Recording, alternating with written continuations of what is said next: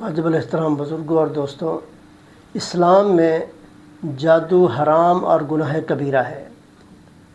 جو لوگ جادو کرتے ہیں، کرواتے ہیں اور دوسروں کو نقصان پہنچاتے ہیں تو اسلام میں اس کی کوئی اجازت نہیں ہے کہ اسلام نے اس کو حرام قرار دیا ہے، کیونکہ جادو میں شیطانی طاقت سے ایسے کام کروائے جاتے ہیں جو شریعت کے خلاف ہوتے ہیں، تو جس سے اسلام کا ضابطۂ عدل غیر متوازن ہو جاتا ہے، جو خلاف شرع ہوتے ہیں، جس سے اسلام کا ضابطہ عدل طریقہ غیر متوازن ہے، تو جادو کے ذریعے ایسے لوگوں کا برا چاہا جنہیں معلوم تک نہیں ہوتا، لیکن سفلی طاقت کے ذریعے انہیں نقصان پہنچایا جاتا ہے، جو سراسر ظلم اور زیادتی ہے۔ اس لیے اسلام جادو کے سخت مخالف ہے۔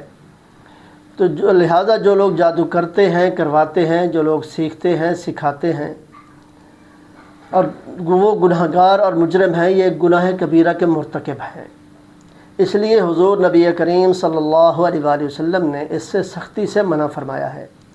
تو اس سے انسان کا دین اور دنیا یعنی دونوں تباہ ہو جاتے ہیں، اس کی زندگی وہ برباد ہو جاتی ہے، دنیا کے اندر بھی اور آخرت کے اندر بھی۔ لہذا جو لوگ اس برے فعل میں ملوث ہوں تو انہیں پہلی فرصت میں اس سے توبہ استغفار کر لینی چاہیے، کیونکہ قرآن پاک کے اندر مختلف مقامات کا جادو کا ذکر کیا گیا ہے، بلکہ ایک مقام پر جادوگروں کے شر سے پناہ مانگنے کی تعلیم دی ہے۔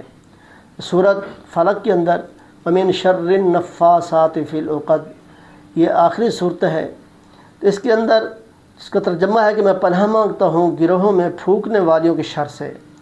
تو اس کا مطلب یہ ہے کہ جادو جو لوگ کرتے ہیں تو ان سے اللہ کا پناہ مانگے، اللہ کی پناہ میں آئیں، اور جس پر جادو ہو چکا ہے تو ان کا توڑ اسی کے اندر فرمایا گیا ہے کہ سورۃ الفلق اور سورۃ الناس، یہ دونوں صورتیں تین بار پڑھ کر ان پر دم کریں تو انشاءاللہ جادو کا اثر وہ ختم ہو جائے گا۔ تو لہٰذا جو لوگ اس کے اندر ملوث ہیں، بہت سارے لوگ ہیں، لوگ کرتے ہیں، کرواتے ہیں، سیکھتے ہیں، سکھاتے ہیں، سب برابر کے شریک ہیں۔ یہ گناہ کبیرہ ہے، اور گناہ کبیرہ وہ جہنم میں لے جانے والا عمل ہے۔ اگر جو لوگ کرتے ہیں، میری اس آواز کو سن رہے ہیں، تو وہ پہلے ہی فرصت میں توبہ استغفار کر لیں، اللہ کے آگے توبہ کریں، توبۃ نصوحہ کریں، تاکہ ان کی آخرت وہ برباد نہ ہو اور جہنم میں نہ جائیں۔ دعا ہے اللہ تعالیٰ عمل کی توفیق عطا فرمائے، اور ایسی باتوں کو آگے شیئر کیا کریں تاکہ دوسرے لوگ بھی اس سے فائدہ حاصل کریں۔